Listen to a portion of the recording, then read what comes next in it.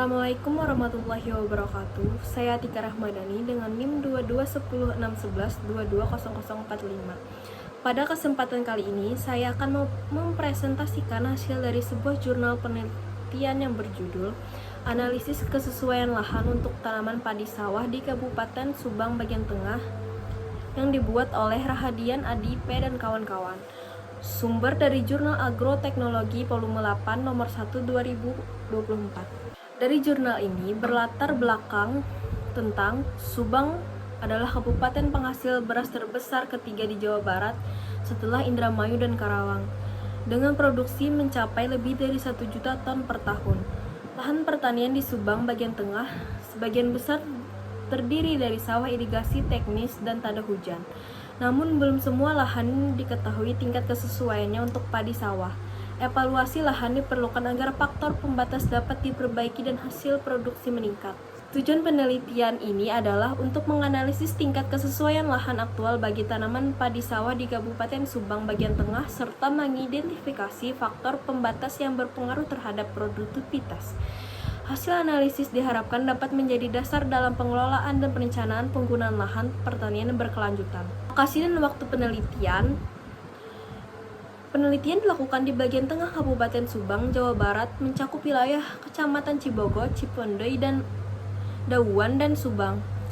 Total luas daerah penelitian adalah sekitar 41.600 hektar, dengan variasi kemiringan lereng antara 0 sampai 45%. Rata-rata suhu udara sebesar 25,3 derajat Celcius dengan curah hujan tahunan sekitar 2.400 mm. Kegiatan penelitian dilakukan antara Januari hingga Mei 2020 dan analisis tanah dilaksanakan di Laboratorium Kimia Kesuburan Tanah Institut Pertanian Bogor atau IPB. Metode penelitian yang digunakan adalah metode pencocokan atau matching, yaitu mencocokkan antara karakteristik lahan hasil pengamatan dengan kriteria kesesuaian lahan untuk tanaman padi sawah menurut Harjo Wigono dan Widiatmaka. Data yang digunakan terdiri dari peta administrasi, peta kelerengan, peta penggunaan lahan, serta peta tanah. Overlay beberapa peta tersebut menghasilkan 17 satuan peta lahan atau SPL yang menjadi lokasi pengambilan sampel tanah dengan kedalaman 0 sampai 30 cm. Hasil dari penelitian ini menunjukkan ada dua. Hasil penelitian 1 pada hasil evaluasi menunjukkan bahwa kesesuaian lahan aktual untuk budidaya padi sawah di Kabupaten Subang bagian tengah berada pada kelas cukup sesuai atau S2 RFN dan sesuai marginal S3 FN, S3 RFN, dan S3 RN.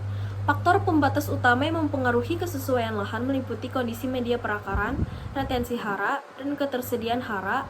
Lahan dengan kelas S2 RFN memiliki luas sekitar 6.631 hektar. Sedangkan kelas S3RN mencapai 12.506 hektar. Hasil penelitian 2 menunjukkan kelas kesesuaian lahan S2 RFN menunjukkan kondisi lahan yang masih tergolong baik, namun juga memiliki keterbatasan dalam media perakaran dan ketersediaan hara. Sementara kelas S3 menunjukkan adanya keterbatasan yang lebih berat seperti pH tanah rendah, kapasitas tukar kation yang rendah, serta kandungan fosfor dan nitrogen yang terbatas. Beberapa lokasi memiliki drainase terhambat dan kedalaman tanah dangkal yang berpengaruh terhadap perkembangan akar padi sawah. Pembahasan dari jurnal ini adalah faktor pembatas utama seperti rendahnya kandungan fosfor atau P2O5 menjadi penyebab rendahnya produktivitas tanaman. Fosfor sangat penting bagi pertumbuhan tanaman karena berperan dalam pembentukan akar, fotosintesis, pembelahan sel, serta penyimpanan energi. Kekurangan fosfor dapat menghambat pertumbuhan vegetatif dan menurunkan hasil panen. Selain itu, retensi hara yang rendah menunjukkan tanah kurang mampu menahan unsur hara sehingga pupuk mudah tercuci oleh air. Kesimpulan dan saran dari jurnal ini adalah menyimpulkan bahwa lahan pertanian di Subang bagian tengah termasuk dalam kategori cukup sesuai hingga sesuai marginal untuk budidaya padi sawah. Faktor pembatas yang paling berpengaruh adalah media perakaran, retensi hara, dan ketersediaan hara. Disarankan agar dilakukan perbaikan lahan melalui pemberian bahan organik, pengapuran, serta pemupukan berimbang. Pemerintah daerah perlu mempertahankan lahan sawah yang produktif dan menghindari konversi lahan agar ketahanan pangan tetap terjaga. Semoga penjelasan ini dapat memberikan gambaran yang jelas dan bermanfaat bagi kita semua. Terima kasih atas perhatian semuanya.